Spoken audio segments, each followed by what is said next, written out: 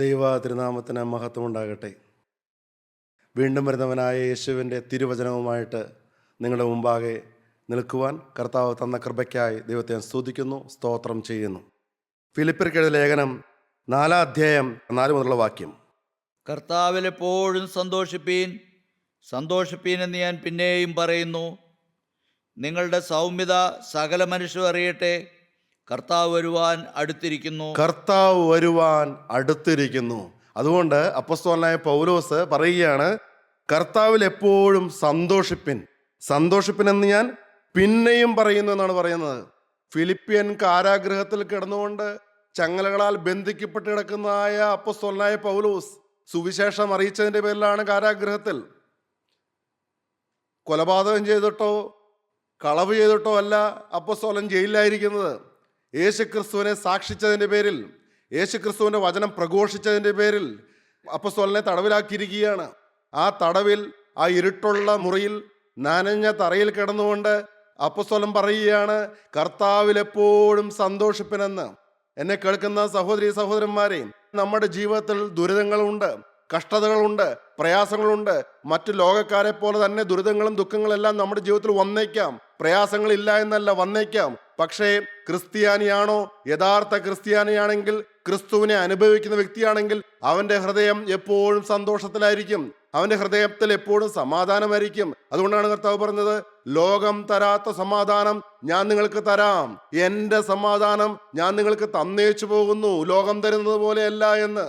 യേശുവിൻ്റെ സമാധാനം അത് പ്രാപിച്ച ഒരു വ്യക്തിയുടെ ജീവിതത്തിൽ എന്തെല്ലാം കഷ്ടതകൾ വന്നാലും, എന്തെല്ലാം പ്രയാസങ്ങൾ വന്നാലും, മാരകമായ രോഗങ്ങൾ വന്നാലും, ആപത്തുകളോ കടങ്ങളോ പെരുകി വന്നാലും അവനൊരു ആകുലതയുണ്ടാവില്ല. കാരണം അവൻ്റെ ഹൃദയത്തിൽ ലഭിച്ചതായ സന്തോഷം എടുത്തു കളയാൻ ആർക്കും കഴിയുകയില്ല. ഒരിക്കൽ ദാനിയേൽ പ്രവാചക പുസ്തകത്തിൽ ശദ്രക്കിനെയും മേശക്കിനെയും അബേദ്നെഗോവിനെയും ഈ 3 ചെറുപ്പക്കാർ, ദാനിയേലടക്കം 4 ചെറുപ്പക്കാർ ദൈവത്തിനായിട്ട് ജീവിതം സമർപ്പിച്ചവരാണ്. എന്നാൽ അവരെ തടവുകാരായിട്ട് നെബൂഖദ്നേസർ രാജാവ് കൊണ്ടുപോയതാണ്, ഇറാഖിലേക്ക് കൊണ്ടുപോയതാണ്, ബാബേലിലേക്ക് കൊണ്ടുപോയതാണ്. അവരോട് പറഞ്ഞു, ഞാൻ നിർത്തിയതായ ബിംബത്തെ വീണ് നമസ്കരിച്ചില്ല എങ്കിൽ എരിയുന്ന തീച്ചൂളയിൽ ഇട്ടുകളയുമെന്ന് രാജാവ് കൽപ്പിച്ചപ്പോൾ അവർ പറഞ്ഞു, ഞങ്ങൾ ദൈവത്തെ സേവിക്കുന്നവരാണ്, ഞങ്ങൾ ജീവനുള്ള ദൈവത്തിന് പിന്നാലെ നടക്കുന്നവരാണ്, ഞങ്ങൾ ദൈവത്തെ അല്ലാതെ മറ്റൊരു ബിംബത്തെയും വീണ് നമസ്കരിക്കുകയില്ല എന്ന് പറഞ്ഞപ്പോൾ അവർ എരിയുന്ന തീച്ചൂളയിലേക്ക് എറിഞ്ഞു. അവർക്കൊരു കുലുക്കവും ഉണ്ടായില്ല പ്രിയമുള്ളവരെ. അവർ ആ മരണം നേരിടാൻ തയ്യാറായിരുന്നു. കാരണം അവരുടെ ഹൃദയത്തിനകത്ത് ഈ ലോകത്തെ മുഴുവനും, അഖിലാണ്ടത്തെ മുഴുവനും സൃഷ്ടിച്ചവനായ ദൈവം വസിക്കുകയാണ്. പിന്നെ അവർക്ക് എന്ത് പേടിക്കാൻ? ദൈവം നൽകുന്ന സമാധാനം അനുഭവിച്ചുകൊണ്ടാണ് ആ ബാലന്മാർ നിൽക്കുന്നത്. അഗ്നികുണ്ഡത്തിൽ എറിയപ്പെട്ടെങ്കിലും അല്പം കഴിഞ്ഞപ്പോൾ രാജാവ് പരിഭ്രമിച്ച് എഴുന്നേൽക്കുകയാണ്. നാം 3 പേരെയല്ലയോ അഗ്നികുണ്ഡത്തിലേക്ക് എറിഞ്ഞത്, 4മതൊരുവൻ അവരോടുകൂടെ നടക്കുന്നത് കാണുന്നല്ലോ. അവർ ആടിപ്പാടി നടക്കുകയാണല്ലോ. അഗ്നികുണ്ഡത്തിൽ, തീച്ചൂളയിലാണ് സംഭവിക്കുന്നത്. അതിലൊരുവന്റെ മുഖം ദൈവദൂതന്റെ മുഖം പോലെ ഇരിക്കുന്നുവല്ലോ. ദൈവത്തിന് മഹത്വം. ആരാണ് 4മൻ? കർത്താവായ യേശുക്രിസ്തു എഴുന്നള്ളി വന്നിരിക്കുകയാണ്. ദൈവത്തിന് മഹത്വം. എന്നെ കേൾക്കുന്ന സഹോദര സഹോദരി, നീ ഒരിക്കലെങ്കിലും ജീവിതം യേശുവിനായിട്ട് സമർപ്പിച്ച വ്യക്തിയാണെങ്കിൽ, നിന്റെ ജീവിതത്തിൽ കണ്ണുനീരിൻ്റെ വിഷയങ്ങൾ വരുമ്പോൾ അതൊപ്പാൻ നിന്നോടൊപ്പം നിന്റെ കർത്താവുണ്ട്. ദൈവത്തിന് മഹത്വം. നിന്നെ തള്ളിക്കളയുന്നവനല്ല, നിന്നെ കൈവിട്ടിട്ട് പോകുന്നവനുമല്ല. നിന്റെ ജീവിതത്തിൽ നിന്റെ അമ്മ നിന്നെ ഉപേക്ഷിച്ചാലും, നിന്റെ മാതാപിതാക്കന്മാർ നിന്നെ വേണ്ട എന്ന് വെച്ചാലും, നിന്റെ സഹോദരങ്ങൾ നിന്നെ വെറുത്തുപേക്ഷിച്ചാലും, ആരാലും നീ മാനിക്കപ്പെട്ടില്ല എങ്കിലും യേശുവിന് നിന്നെ വിലയുള്ളവനായിട്ട് യേശു കണ്ടിരിക്കുകയാണ്. നീ ഒരിക്കൽ യേശുവിനായിട്ട് ജീവിതം സമർപ്പിച്ചില്ലേ? ആ ഡേറ്റ് ഒരുപക്ഷെ നീ മറന്നു പോയിട്ടുണ്ടാകാം, ആ സമയം മറന്നു പോയിട്ടുണ്ടാകാം, ആ ക്ലോക്കിൻ്റെ സൂചിയുടെ സെക്കൻഡുകൾ ഏത് സമയത്താണെന്ന് നിനക്ക് അറിയില്ലായിരിക്കാം. പക്ഷെ ഇതെല്ലാം കുറിച്ചു വെച്ചൊരുവനുണ്ട് പ്രിയമുള്ളവരെ. ദൈവത്തിന് മഹത്വം. പാപികളായ നമ്മൾ വചനം കേട്ടപ്പോൾ പാപത്തെ ഓർത്ത് അനുദപിച്ച് യേശുവിനായിട്ട് ജീവിതം സമർപ്പിച്ച ദിവസവും തീയതിയും കുറിച്ചിട്ടവനുണ്ട്. അവൻ നിന്റെ സങ്കടങ്ങളിൽ നിന്നോടൊപ്പം ഇറങ്ങി വരുന്നവനാണ്, നിന്റെ പ്രയാസഘട്ടങ്ങളിൽ നിന്നോടൊപ്പം വരുന്നവനാണ്. ഈ ഫിലിപ്പിയൻ കാരാഗൃഹത്തിൽ കിടന്നുകൊണ്ട് അപ്പോസ്തലനായ പൗലോസ് യേശുവിൽ സന്തോഷം അനുഭവിച്ചിട്ട് പറയുകയാണ്, സന്തോഷിപ്പിൻ, കർത്താവിൽ എപ്പോഴും സന്തോഷിപ്പിൻ എന്ന് ഞാൻ പിന്നെയും പറയുകയാണ്. നിങ്ങളുടെ സൗമ്യത സകല മനുഷ്യനും അറിയട്ടെ. കർത്താവ് വരുവാൻ അടുത്തിരിക്കുന്നു. നമ്മുടെ കർത്താവ് വരാറായി. യേശു 2ാമത് വരാറായി. യേശുവിന്റെ 1ാമത്തെ വരവിൽ നിങ്ങൾ വിശ്വസിക്കുന്നുണ്ടെങ്കിൽ നിങ്ങൾ വിശ്വസിച്ചുകൊള്ളുക. അന്ന് പ്രവാചകന്മാർ മുഴുവനും യേശുവിന്റെ വരവിനെ കുറിച്ച്, മശിഹായുടെ വരവിനെ കുറിച്ച് പ്രവചിച്ചു. അവർ കാത്തിരുന്നു. ദൈവത്തിന്റെ സമയമെത്തിയപ്പോൾ, കാലം തികഞ്ഞപ്പോൾ കർത്താവായ യേശു ക്രിസ്തു വന്നു. ഭൂമിയുടെ മധ്യത്തിലുള്ള രാജ്യത്തിൽ യേശു ജനിച്ചു. ഇസ്രായേലിൽ കർത്താവ് ജീവിച്ചു.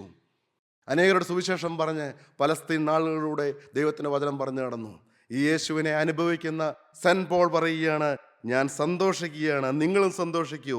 യേശുവിൻ്റെ പിന്നാലെ പോകുന്നവരെ, നിങ്ങൾ സന്തോഷിക്കൂ. നിങ്ങളുടെ ജീവിതത്തിൽ എന്തെല്ലാം പ്രശ്നങ്ങൾ വന്നാലും നിങ്ങൾ ഭാരപ്പെടേണ്ട. രോഗങ്ങൾ വന്നോളട്ടെ. ഒരിക്കൽ ഞാൻ ഒരു സ്ഥലത്ത് ചെന്നപ്പോൾ അവിടെ ഒരു പ്രാർത്ഥനാ വിഷയമായിട്ട് ഒരു വ്യക്തി വന്നു. ഞാൻ ഏത് സ്ഥലമാണെന്നും പറയുന്നില്ല, ആരാണെന്നും പറയുന്നില്ല. അവർ അന്ന് ആദ്യമായിട്ടാണ് യോഗത്തിന് വരുന്നത്. വചന ശുശ്രൂഷ എല്ലാം കഴിഞ്ഞപ്പോൾ അവരടുത്ത് വന്നിട്ട് പറഞ്ഞു, എൻ്റെ മകൻ്റെ കൊച്ച്, ആ കൊച്ചിന് 5 വയസ്സ് പ്രായമേ ഉള്ളൂ, ഓടിക്കളിക്കുന്ന പ്രായമാണ്, ഒരു കുഴപ്പമില്ലായിരുന്നു. എന്നാൽ ഞങ്ങൾ ടെസ്റ്റ് ചെയ്തു, കാലുവേദനയാണെന്ന് പറഞ്ഞപ്പോൾ ടെസ്റ്റ് ചെയ്തു, ബോൺ മാരോ ക്യാൻസറാണ് എന്ന് കേട്ടു. അവരുടെ സന്തോഷങ്ങളെല്ലാം പോയി. പ്രിയമുള്ളവരെ, സങ്കടത്തിലായി. ഒരേ ഒരു കുഞ്ഞ്, അത് ഓടിക്കളിച്ചുകൊണ്ടിരുന്ന കുഞ്ഞ്, അതിന് ക്യാൻസറാണെന്ന് കേട്ടു, കീമോതെറാപ്പി തുടങ്ങിയെന്നും പറഞ്ഞു. ഞാൻ പറഞ്ഞു, നമുക്ക് പ്രാർത്ഥിക്കാമല്ലോ. പക്ഷെ ഒരു കാര്യം, കർത്താവിന് പ്രവർത്തിക്കണമെങ്കിൽ നിങ്ങളുടെ ഭവനത്തിലേക്ക് കർത്താവിന് വരാൻ വഴിയുണ്ടോ, അവസരമുണ്ടോ? നിങ്ങളുടെ ഹൃദയത്തിലേക്ക് വന്ന് നിങ്ങളുടെ ജീവിതത്തിൽ പ്രവർത്തിക്കാനായിട്ട് കർത്താവിന് അവസരമുണ്ടോ? ദൈവത്തിന് മഹത്വം. പ്രിയമുള്ളവരെ, അത് നമ്മൾ ഓരോരുത്തരും ചിന്തിക്കണം.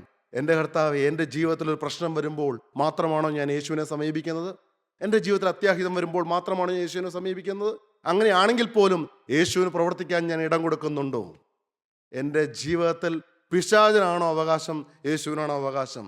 പിശാച് അവകാശം പറയുന്നുണ്ടെങ്കിൽ നമ്മുടെ ജീവിതത്തിൽ അനർത്ഥങ്ങളെല്ലാം കൊണ്ടുവരുന്ന അവൻ തന്നെയാണ്, ദൈവമല്ല. ദുരിതങ്ങളും ദുഃഖങ്ങളും രോഗങ്ങളും ആകൃതകളും പ്രയാസങ്ങളും എല്ലാം കൊണ്ടുവരുന്നത് പിശാചാണ്. പ്രിയമുള്ളവരെ, അവൻ മറഞ്ഞിരിക്കുന്ന ശത്രുവാണ്. അവൻ വെളിച്ചത്ത് വരികയില്ല. അവൻ പറയും, ഇനി എന്തിനു വിശ്വസിക്കണം, ഈ ക്രിസ്തീയ ജീവിതം എന്തിന്, ദൈവം ഇതെല്ലാം ചെയ്തില്ലേ എന്ന് അവൻ പറഞ്ഞുകൊണ്ടിരിക്കും. അവൻ അസത്യവാദിയാണ്, അവൻ ബോഷ്ക്ക് പറയുന്നവനാണ്, ബോഷ്ക്ക് പറയുന്നവൻ്റെ അപ്പനാണ് എന്നാണ് വേദപുസ്തകം പറയുന്നത്. അപ്പോൾ അത് കേട്ട് പാവം ക്രിസ്ത്യാനികൾ എന്ത് ചിന്തിക്കും? പാവം മനുഷ്യൻ എന്ത് ചിന്തിക്കും? ദൈവമാണ് എനിക്കിതെല്ലാം വരുത്തിയെന്ന്. ഒന്നിനെക്കുറിച്ചും വിചാരപ്പെടരുത്. എന്നിട്ട് അടുത്ത വാക്യം, ഒന്നിനെക്കുറിച്ചും വിചാരപ്പെടരുത്, എല്ലാറ്റിലും പ്രാർത്ഥനയാലും അപേക്ഷയാലും നിങ്ങളുടെ ആവശ്യങ്ങൾ സ്തോത്രത്തോടുകൂടെ ദൈവത്തോട് അറിയിക്കത്രേ വേണ്ടത്. സ്തോത്രത്തോടുകൂടെ ദൈവത്തോട് പ്രാർത്ഥനയാലും അപേക്ഷയാലും ദൈവത്തോട് അറിയിക്കത്രേ വേണ്ടത്. എന്നാൽ സകല ബുദ്ധിയെയും കവിയുന്ന ദൈവ സമാധാനം നിങ്ങളുടെ ഹൃദയങ്ങളെയും നിലവുകളെയും ക്രിസ്തുയേശുവിങ്കൽ കാക്കും. സകല ബുദ്ധിയെയും കവിയുന്ന ദൈവസമാധാനം എന്താണ് അതിൻ്റെ അർത്ഥം? പ്രിയമുള്ളവരെ, ഒരിക്കലും സന്തോഷിക്കാൻ വകയില്ലാത്ത സാഹചര്യമായിരിക്കാം, കടം വന്ന് കയറിയിരിക്കുകയായിരിക്കാം, രോഗത്തിൻ്റെ ആകുലതയിലായിരിക്കാം, ഏറ്റവും വലിയ മൂർധന്യാവസ്ഥയിലായിരിക്കാം രോഗം. ജീവിതത്തിൽ കുടുംബാംഗങ്ങളിലേക്ക് നോക്കിയാൽ ആശ്വസിക്കാൻ ഒന്നുമില്ലായിരിക്കാം. പക്ഷേ ക്രിസ്തു ഭക്തനാണ് എങ്കിൽ, ക്രിസ്തുവിൽ ആശ്രയിക്കുന്ന വ്യക്തിയാണെങ്കിലും അവന് സകല ബുദ്ധിയെയും കഴിയുന്ന ദൈവസമാധാനം കൊണ്ട് അവൻ്റെ ഉള്ളം നിറഞ്ഞിരിക്കുമെന്ന്. ക്രിസ്തു ഹൃദയത്തിലുണ്ടെങ്കിൽ ദൈവസമാധാനം കൊണ്ട് നിറയും. കർത്താവിൽ എപ്പോഴും സന്തോഷമായിരിക്കുമെന്ന് ഒരു കാര്യത്തിൽ നമ്മൾ ഉറപ്പുവരുത്തണം. കർത്താവ് വരാറായി. കർത്താവിൻ്റെ രണ്ടാമത്തെ വരവ് ഏറ്റവും അടുത്തിരിക്കുകയാണ്. ഒന്നിനെക്കുറിച്ചും വിചാരപ്പെട്ട് ആകുലപ്പെട്ടിരിക്കേണ്ട സമയമല്ല, കർത്താവിൻ്റെ വരവിനായിട്ട് ഒരുങ്ങിയിരിക്കേണ്ട സമയമാണ് എന്ന്. ഈ പഴയ നിയമ പ്രവാചകന്മാരെല്ലാം യേശുവിൻ്റെ രണ്ടാമത്തെ വരവിനെ കുറിച്ച് പറഞ്ഞിട്ടുണ്ട്. പക്ഷേ അവർ പറയുമ്പോഴെല്ലാം ഒന്നാമത്തെ വരവും രണ്ടാമത്തെ വരവും കൂടെ ഒരുമിച്ചാണ് പറയാറ്. മശിഹായെക്കുറിച്ചാണ് അവരുടെ പ്രവചനം. 1ഉം 2ഉം വരവുകൾ ഒരുമിച്ചാണ് പല പ്രവാചകന്മാരും പറയാറ്. യെശയ്യാ പ്രവാചന പുസ്തകമാണ് നമ്മൾ ചിന്തിക്കാൻ പോകുന്നത്. പക്ഷെ അതിനു മുമ്പായിട്ട് ലൂക്കോസിന്റെ സുവിശേഷം 4-ാം അധ്യായം 16 മുതലുള്ള വാക്യങ്ങൾ വായിക്കാം. അവൻ വളർന്ന നസ്രയത്തിൽ വന്നു, ശബത്തിൽ തൻ്റെ പതിവ് പോലെ പള്ളിയിൽ ചെന്ന് വായിപ്പാൻ എഴുന്നേറ്റ് നിന്നു. യെശയ്യാ പ്രവാചകന്റെ പുസ്തകം അവന് കൊടുത്തു. യെശയ്യാ പ്രവാചന പുസ്തകം അവന് കൊടുക്കുകയാണ്. അവൻ പുസ്തകം വിടർത്തി അവിടെ കൂടി വന്നിരിക്കുന്ന മാതാപിതാക്കന്മാരും അവിടെ കൂടി വന്നിരിക്കുന്ന പരീശന്മാരും യഹൂദന്മാരെല്ലാം ഉറ്റുനോക്കിക്കൊണ്ടിരിക്കുകയാണ് യേശുവിനെ. ദരിദ്രന്മാരോട് സുവിശേഷം അറിയിപ്പാൻ കർത്താവിനെ അഭിഷേകം ചെയ്യുകയാൽ അവന്റെ ആത്മാവ് എൻ്റെ മേലുണ്ട്. മനോഹരമായൊരു ഭാഗമാണ് വായിക്കുന്നത്. യെശയ്യാ പ്രവാചന പുസ്തകം 61-ാം അധ്യായമാണ് എടുത്ത് വായിക്കുന്നത്. ദരിദ്രന്മാരോട് സുവിശേഷം അറിയിപ്പാൻ. ദരിദ്രന്മാർ എന്ന് പറയുന്നത് ആരാണ്? സാമ്പത്തികമായിട്ട് പിന്നോക്കമുള്ളവരെ കുറിച്ചല്ല പറയുന്നത്, എളിയവരോട് സുവിശേഷം അറിയിപ്പാൻ. യഥാർത്ഥ തർജ്ജമ എങ്ങനെയാണ്? എളിയവർ, ആത്മാവിൽ ദാരിദ്ര്യമുള്ളവർ, ദൈവസന്നിധിയിൽ തന്നെത്താൻ താഴ്ത്തുന്നവർ, ദൈവസന്നിധിയിൽ എളിമയുള്ളവർ. നോക്കൂ പ്രിയമുള്ളവരെ, യേശുക്രിസ്തുവിന്റെ ജനന വാർത്ത അറിയിക്കാനായിട്ട് ദൂതന്മാർ പ്രത്യക്ഷപ്പെട്ടത് ഹെരോദ രാജാവിന് മുമ്പിലാണോ? അല്ല പ്രിയമുള്ളവരെ. അന്നത്തെ ഹന്നാവിന്റെയും കയ്യഫാവിന്റെയും മുമ്പിലാണോ? അല്ല പ്രിയമുള്ളവരെ. അന്നത്തെ ന്യായാധിപന്മാരോ മത നേതാക്കന്മാരുടെയോ മൂപ്പന്മാരുടെ മുമ്പിലാണോ? അല്ല പ്രിയമുള്ളവരെ. എളിയവരായ ആട്ടിടയന്മാർക്കാണ് പ്രത്യക്ഷനായത്. ദൈവത്തിന് മഹത്വം. ഇന്നും കർത്താവ് നിങ്ങളോട് സംസാരിക്കണമെങ്കിൽ, കർത്താവ് നിങ്ങളോട് ഇടപെടണമെങ്കിൽ, കർത്താവിന്റെ വചനം നിങ്ങളോട് ഹൃദ്യമായിട്ട് സംസാരിക്കണമെങ്കിൽ എളിയവരായിരിക്കണം.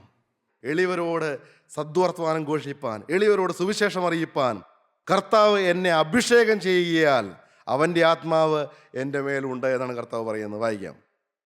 ദരിദ്രന്മാരോട് സുവിശേഷം അറിയിപ്പാൻ കർത്താവ് എന്നെ അഭിഷേകം ചെയ്യുകയാൽ അവൻ്റെ ആത്മാവ് എൻ്റെ മേലുണ്ട്. ബദ്ധന്മാർക്ക് വിടുതലും കുരുടന്മാർക്ക് കാഴ്ചയും പ്രസംഗിപ്പാനും. കർത്താവ് പറയുകയാണ് ബദ്ധന്മാർക്ക് വിടുതൽ, അതായത് തടവുകാർക്ക് വിടുതൽ നൽകുവാനായിട്ടാണ് യേശു വന്നത് എന്ന് പറയുകയാണ്. ദൈവത്തിന് മഹത്വം. ആത്മീയ തടവുകാരെ കുറിച്ചാണ് അവിടെ പറയുന്നത്. പ്രിയമുള്ളവരെ, ആത്മീയ തടവുകാർ, നിങ്ങൾ അങ്ങനെയുള്ളവരാണോ? ആത്മീയമായിട്ട് തടവിലാണോ സഹോദര? നീ ഇന്ന് പാപത്തിൻ്റെ അടിമയാണോ? പാപത്തിൻ്റെ ദാസനാണോ? പിശാച് നിന്നെ അടിമയാക്കി വെച്ചിരിക്കുകയാണോ? നീ കോപത്തിന് അടിമയാണെങ്കിൽ, ഇന്ന് നീ കോപിക്കുന്ന വ്യക്തിയാണെങ്കിൽ നീ പാപത്തിൻ്റെ ദാസനാണ്. ഇന്നും മദ്യപാനിയാണെങ്കിൽ, ഇന്നും വ്യഭിചാരം ചെയ്യുന്നവരാണെങ്കിൽ, ഇന്നും വ്യഭിചാര മോഹങ്ങളുണ്ടെങ്കിൽ, ഇന്നും തന്നെത്താൻ അശുദ്ധമാക്കുന്നവരാണ് എങ്കിൽ, ഇന്നും ലോകസ്നേഹത്തിന്റെ പിന്നാലെയാണെങ്കിൽ, ലോകമോഹങ്ങളുടെ പിന്നാലെയാണെങ്കിൽ, പ്രപഞ്ചമോഹങ്ങളുടെ പിന്നാലെയാണെങ്കിൽ നീ ഇന്ന് അടിമയാണ്. ആരുടെ? സാത്താൻ്റെ അടിമയാണ്. നീ ഇന്ന് ബന്ധനത്തിലാണ്. നീ ഇന്ന് തടവിൽ കഴിയുകയാണ്. ആത്മീയമായ തടവുകാർക്ക് വിടുതൽ നൽകാനാണ് ഞാൻ വന്നതെന്നാണ് കർത്താവ് പറയുന്നത്. വായിക്കാം. ബദ്ധന്മാർക്ക് വിടുതലും കുരുടന്മാർക്ക് കാഴ്ചയും. ആത്മീയമായ കണ്ണ് കുരുടായി പോയവരുണ്ട്, സത്യദൈവത്തെ അറിയാത്തവരുണ്ട്, അനുഭവിക്കാത്തവരുണ്ട്.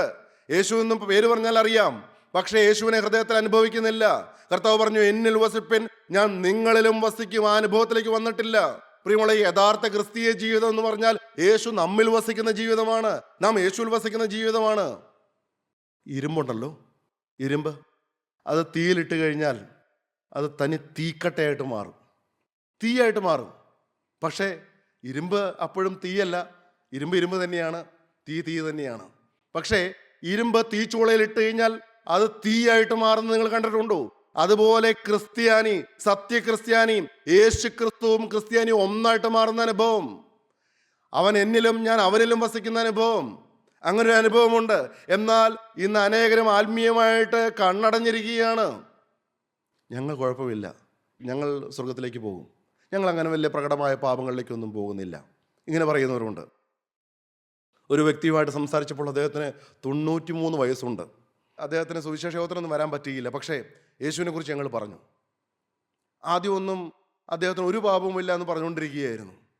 പക്ഷേ ഞങ്ങൾ പറഞ്ഞു, അങ്ങയുടെ യൗവനകാലത്തിലേക്കൊന്ന് അങ്ങ് തിരിഞ്ഞു നോക്കാമോ? അങ്ങ് എന്തായിരുന്നു തൊഴിൽ? എനിക്ക് ബിസിനസ്സായിരുന്നു. അങ്ങയുടെ ബിസിനസ്സിലേക്കൊന്ന് നോക്കാമോ? അങ്ങയുടെ കുടുംബജീവിതത്തിലേക്ക് നോക്കാമോ എന്നെല്ലാം പറഞ്ഞു കഴിഞ്ഞപ്പോൾ അദ്ദേഹം കരയാൻ തുടങ്ങുകയാണ്. അദ്ദേഹത്തിൻ്റെ ഭാര്യ കരയാൻ തുടങ്ങുകയാണ്. എന്താണ്? അദ്ദേഹം പറയുകയാണ്, ഞാൻ നേരാവണ്ണം ബിസിനസ് ചെയ്ത വ്യക്തിയല്ല, ഞാൻ ആ അനേകരുടെ പൈസ കബളിപ്പിച്ച് തട്ടിച്ചെടുത്തിട്ടുണ്ട് എന്ന്, പറ്റിച്ചിട്ടുണ്ട് എന്ന്. പ്രിയമുള്ളവരെ, ഇന്നും അനേക ബിസിനസ്സുകാർ അനീതിയുടെ പണം അവരുടെ പെട്ടിയിലിടാറുണ്ട്, അവരുടെ പോക്കറ്റിൽ കിടക്കുന്നുണ്ട്. എന്തുകൊണ്ടാണ്? കള്ളത്തൂക്കങ്ങൾ നടത്തി ജനങ്ങളെ പറ്റിച്ച് പൊലിപ്പിച്ച് പറഞ്ഞ്, ഇല്ലാത്തത് പറഞ്ഞ്, ഇത് ഇവിടെ നിന്നും വരുത്തിയതല്ല, ഇത് ഇമ്പോർട്ട് ചെയ്താണെന്നെല്ലാം പറഞ്ഞ് കുറെ അധികം കള്ളത്തരങ്ങൾ പറഞ്ഞ് പണം സമ്പാദിക്കുന്ന ബിസിനസ്സുകാരുണ്ട്. എന്താ നിങ്ങൾക്കറിയണമോ? ഈ കൂട്ടായ്മയിൽ വന്ന് വചനം കേട്ട് ജീവിതം യേശുവിനായിട്ട് സമർപ്പിച്ച ബിസിനസ്സുകാരെ ഞങ്ങൾ കാണിച്ചു തരാം. ദൈവത്തിന്റെ മഹത്വം.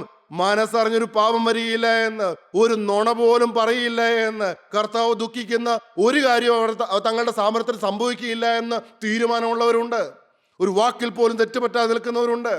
ഒരു ഇടപെടൽ പോലും സ്ത്രീയുമായിട്ട് യുവതികളുമായിട്ട് ഇടപെടുമ്പോൾ ഒരു കറ പോലും വരാത്ത അനേകരുണ്ട്. എന്തുകൊണ്ടാണ്? അവർ യേശു അവരെ കാണുന്നു എന്നുള്ള ബോധ്യം, യേശുവിനുള്ള സ്നേഹമാണ്. എന്നാൽ ഇതൊന്നും കാണാതെ എല്ലാ ഞായറാഴ്ചയും മുടങ്ങാതെ ദേവാലയത്തിൽ ചെന്ന് കുർബാനയിലെല്ലാം പങ്കെടുത്താൽ സ്വർഗത്തിൽ പോകാമെന്ന് വിചാരിക്കുന്ന കുരുട്ട് കണ്ണുള്ളവരുണ്ട്. ആത്മീയമായിട്ട് അന്ധത ബാധിച്ചവർ. പ്രിയമുള്ളവരെ, നിങ്ങൾ വചനത്തിന് മുമ്പിലേക്ക് വരൂ. വചനം കേൾക്കൂ. വചനം കേൾക്കുമ്പോൾ നിങ്ങളുടെ ഹൃദയത്തിലെ അന്ധകാരം നിങ്ങൾക്ക് വെളിപ്പെട്ട് കിട്ടും. നിങ്ങൾ ഇരുളിൽ ഉള്ളവരാണെന്ന് നിങ്ങൾക്ക് മനസ്സിലാകും. നിങ്ങളുടെ ഉള്ളിൽ സാത്താൻ വസിക്കുന്നു എന്ന് നിങ്ങൾക്ക് അറിയാൻ സാധിക്കും. കാരണം ജീവിതത്തിൽ കോപം, അശുദ്ധി, അഹങ്കാരം, ലോകസ്നേഹം, സ്വയം എന്ന പാപം, എനിക്ക് ഉയരണമെന്നുള്ള ആഗ്രഹം, തന്നെത്താൻ ഉയർത്തുന്ന സ്വഭാവം, ആലിമീയമായിട്ട് കണ്ണടഞ്ഞു പോയവർ കർത്താവ് പറയുകയാണ്, ബദ്ധന്മാർക്ക് വിടുതലും കുരുടന്മാർക്ക് കാഴ്ചയും പ്രസംഗിപ്പാനും കുരുടന്മാർക്ക് കാഴ്ചയും പ്രസംഗിപ്പാനും പീഡിതന്മാരെ വിട്ടയപ്പാനും കർത്താവിന്റെ പ്രസാദവർഷം പ്രസംഗിപ്പാനും. ഈ അന്നത്തെ മത നേതാക്കന്മാരെല്ലാം ആ പാവം ജനങ്ങളെ പീഡിപ്പിച്ചിരുന്നു. പ്രിയമുള്ളവരെ, വലിയ വലിയ കാര്യങ്ങളെല്ലാം പറഞ്ഞ് അവർക്ക് ചെയ്യാൻ പറ്റാത്ത ആത്മീയ കാര്യങ്ങളെല്ലാം അവരെ അടിച്ചേൽപ്പിച്ച് പീഡിപ്പിച്ചവരുണ്ട്. ദൈവത്തിന് മഹത്വം. പല ആചാരങ്ങളിലേക്കും അനുഷ്ഠാനങ്ങളിലേക്കും തിരിച്ചുവിട്ട അന്നത്തെ മത നേതാക്കന്മാർ അവരെ പീഡിപ്പിച്ചിരുന്നു മാനസികമായിട്ട്. അതുകൂടാതെ ഭരണാധികാരികളിലുള്ള പീഡ, ഇതെല്ലാം അനുഭവിച്ചവരോട് പറയുകയാണ്, പീഡിതന്മാരെ വിടുവിപ്പാനായിട്ടാണ് മശിഹ വന്നിരിക്കുന്നത്. വായിച്ചു. കർത്താവിന്റെ പ്രസാദവർഷം പ്രസംഗിപ്പാനും എന്നെ അയച്ചിരിക്കുന്നു. യെശയ്യാ പ്രവാചകൻ പ്രവചിച്ചത് മശിഹായെ കുറിച്ചാണ്. യേശു ദേവാലയത്തിൽ നിന്നുകൊണ്ട് വായിക്കുന്ന ഭാഗമാണ് ഇതെല്ലാം. യെശയ്യാ പ്രവാചകന്റെ പുസ്തകം വായിച്ചപ്പോൾ അന്നത്തെ ജനം ആ വാക്യങ്ങളെല്ലാം കേൾക്കുകയാണ്. അവർ ശ്രദ്ധിച്ചുകൊണ്ട് കേട്ടുകൊണ്ടിരുന്നപ്പോൾ കർത്താവ് പറയുകയാണ്, പീഡിതന്മാരെ വിടുവിച്ചയപ്പാൻ, കർത്താവിന്റെ പ്രസാദ വർഷം പ്രസംഗിപ്പാനായിട്ട് എന്നെ അയച്ചിരിക്കുന്നു എന്ന് വായിച്ചു. മുഴുവൻ കംപ്ലീറ്റ് ആക്കിയില്ല കർത്താവ്. അവിടെ എത്തിയപ്പോൾ കർത്താവ് വേദപുസ്തകം അടച്ചു, ആ ചുരുളുകൾ ചുരുട്ടി. ബാക്കി വായിക്കാത്ത എന്താണ് നമുക്ക് ചിന്തിക്കാം. പക്ഷേ ഇത് പറഞ്ഞതിന് ശേഷം കർത്താവ് പറയുന്ന ഒരു ഭാഗമുണ്ട്, തുടർന്ന് വായിക്കാം. പിന്നെ അവൻ പുസ്തകം മടക്കി ശുശ്രൂഷക്കാരന് തിരികെ കൊടുത്തിട്ട് ഇരുന്നു. പുസ്തകം മടക്കി ശുശ്രൂഷക്കാരന് തിരികെ കൊടുത്തിട്ടിരുന്നു. പള്ളിയിലുള്ള എല്ലാവരുടെയും കണ്ണ് അവങ്കൽ പതിഞ്ഞിരുന്നു. പള്ളിയിലുള്ള എല്ലാവരുടെയും കണ്ണ് യേശുവിങ്കിലേക്കായി. ഈ ശബ്ദം എത്ര മനോഹരമായ ശബ്ദം!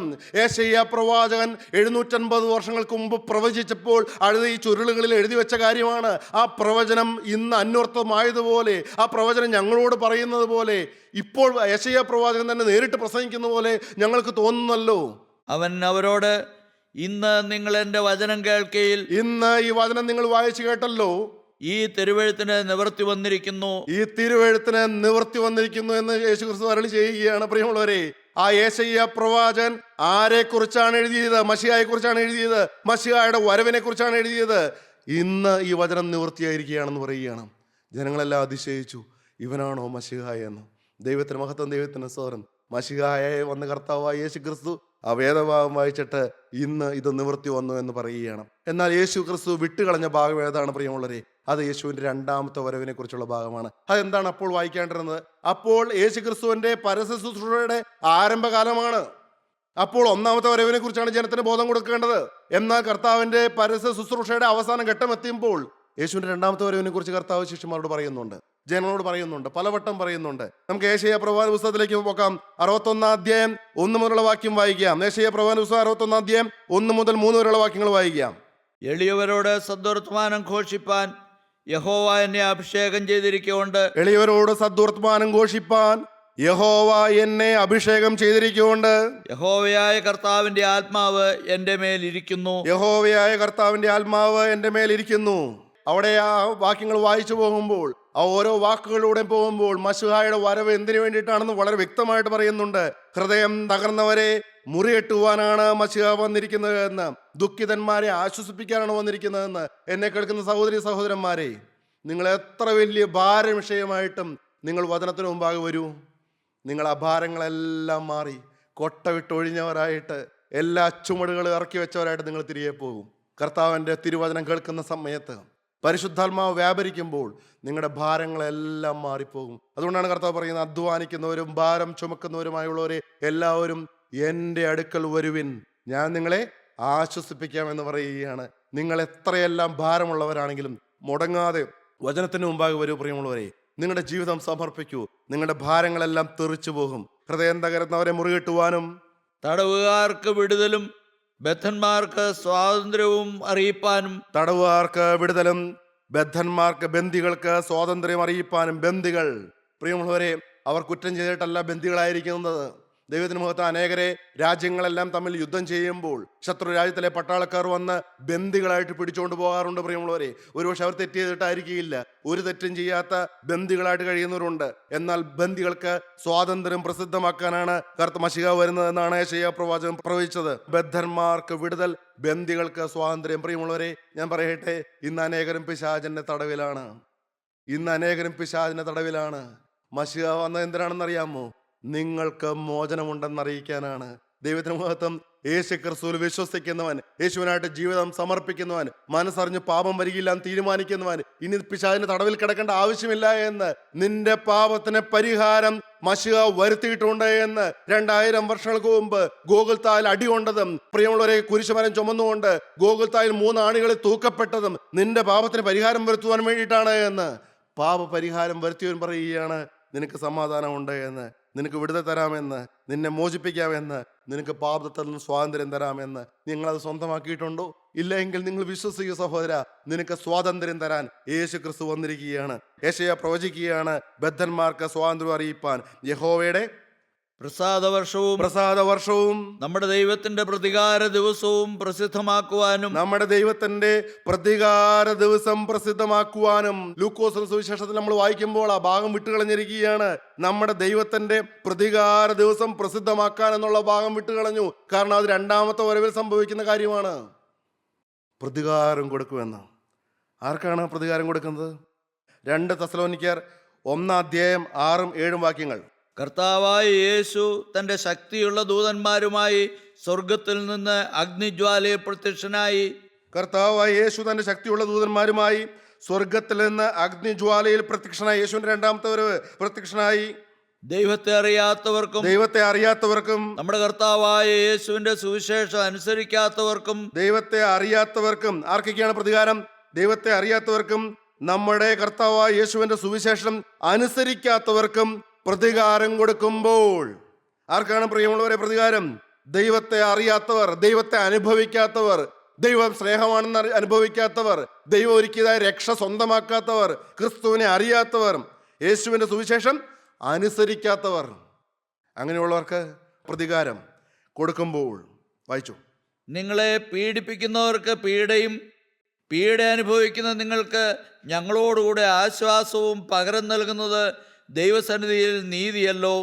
ആ നാളിൽ അവൻ തൻ്റെ വിശുദ്ധന്മാരിൽ മഹത്വപ്പെടേണ്ടതിനും ഞങ്ങളുടെ സാക്ഷ്യം നിങ്ങൾ വിശ്വസിച്ചതുപോലെ വിശ്വസിച്ച എല്ലാവരിലും താൻ അതിശയ വിഷയമാകേണ്ടതിനും വരുമ്പോൾ, ആ നാളിൽ അവൻ വരുമ്പോൾ സുവിശേഷം അനുസരിക്കാത്തവർ കർത്താവിൻ്റെ സന്നിധാനവും അവൻ്റെ വല്ലഭത്വത്തോടുകൂടിയ മഹത്വവും വിട്ടകന്ന് നിത്യനാശമെന്ന ശിക്ഷാവിധി അനുഭവിക്കും. സുവിശേഷം അനുസരിക്കാത്തവർ കർത്താവിന്റെ സന്നിധാനവും അവന്റെ വല്ലഭത്തോടു കൂടിയ മഹത്വവും വിട്ടകന്ന് നിത്യനാശമെന്ന ശിക്ഷാവിധി അനുഭവിക്കും. നിത്യനാശം, നിത്യനരകം.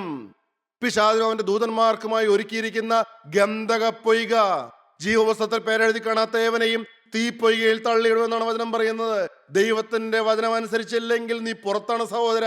വചനം അനുസരിക്കണം, സുവിശേഷം കേൾക്കണം. ഇന്ന് സുവിശേഷം കേൾക്കാൻ നിനക്ക് താല്പര്യമില്ല, ഇന്ന് വചനം കേൾക്കാൻ നിനക്ക് താല്പര്യമില്ല.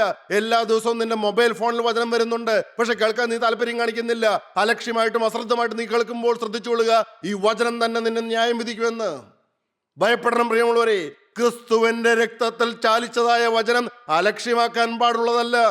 ഈ കണ്ട കാലം മുഴുവൻ പ്രവാചകന്മാർ പ്രവചിച്ചതായ മശിഹയെ കുറിച്ചുള്ള വചനം, ക്രിസ്തുയേശുവിനെ കുറിച്ചുള്ള വചനം, രക്ഷയെക്കുറിച്ചുള്ള വചനം, കുരിശിൽ ഒരുക്കിയതായ രക്ഷയെക്കുറിച്ചുള്ള വചനം, യേശു ചിന്തിയ രക്തത്താൽ പാപമോചനമുണ്ട് എന്നുള്ളതായ വചനം, പിശാചിന് തല തകർക്കുന്നതായ വചനം, വാഴ്ചകളെയും അധികാരങ്ങളെയും ആയുധവർഗം വെപ്പിച്ച് കുരിശിൽ അവരുടെ മേൽ ജയോത്സവം കൊണ്ടാടിയവനായ യേശു ക്രിസ്തുവിനെ കുറിച്ചുള്ള വചനം. ആ വചനം അലക്ഷ്യമാക്കരുത്.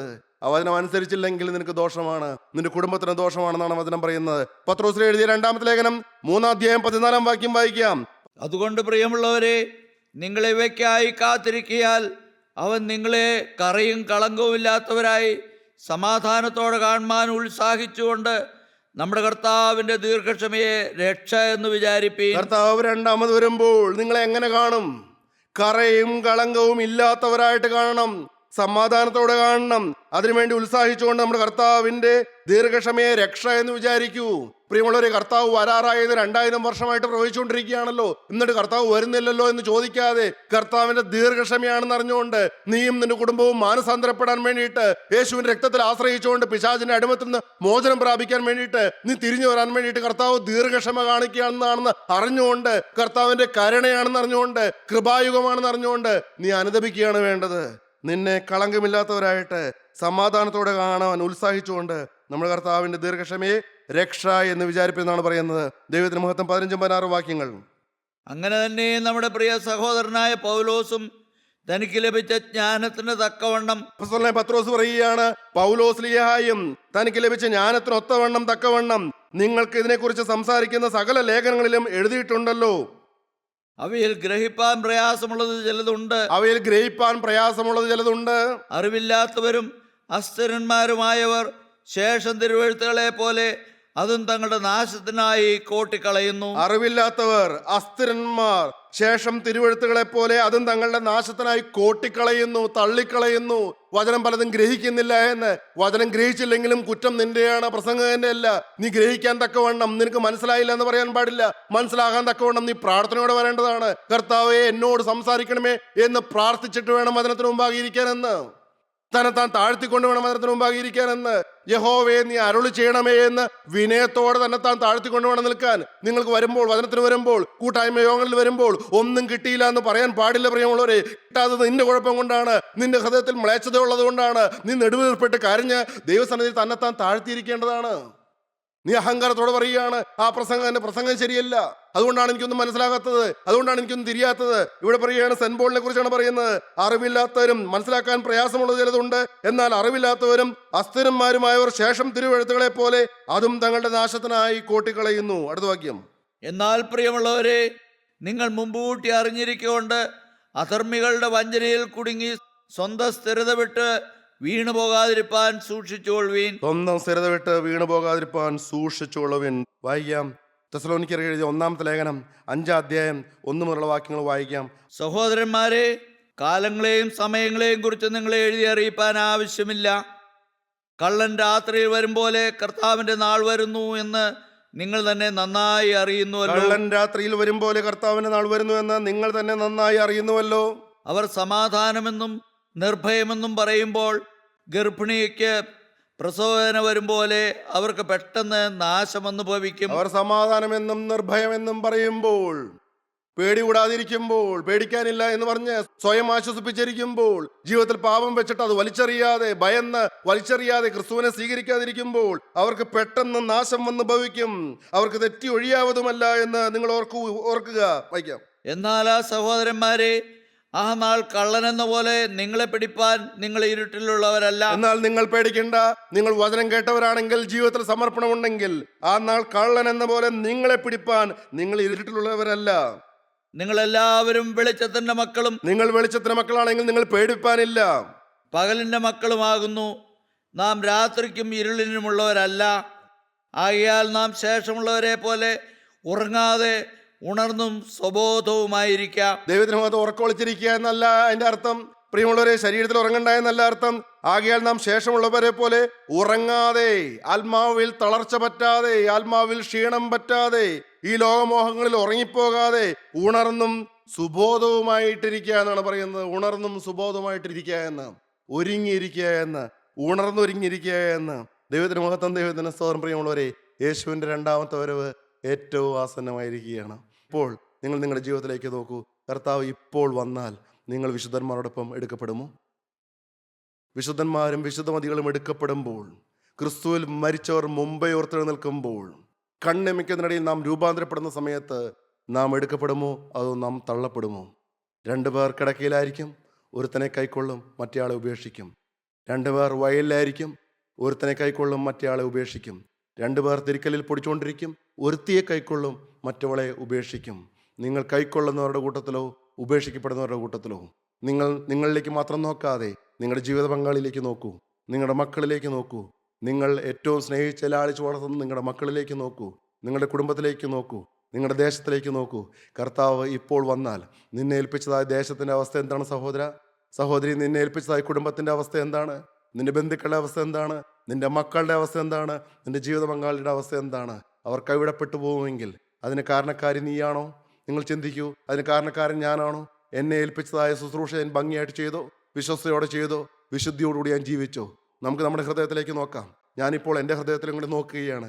കർത്താവേ, ഇപ്പോഴാണ് നീ രണ്ടാമത് വരുന്നതെങ്കിൽ, ഇന്നാണ് നീ രണ്ടാമത് വരുന്നതെങ്കിൽ, അല്ല എൻ്റെ മരണമാണ് ആദ്യം സംഭവിക്കുന്നതെങ്കിൽ, വിശുദ്ധന്മാരുടെ കൂട്ടത്തിലേക്ക്, അപ്പസ്തലന്മാരിരിക്കുന്നതായ മനോഹരമായ സ്വർഗരാജ്യത്തിലേക്ക് എനിക്ക് പ്രവേശിക്കാൻ കഴിയുമോ?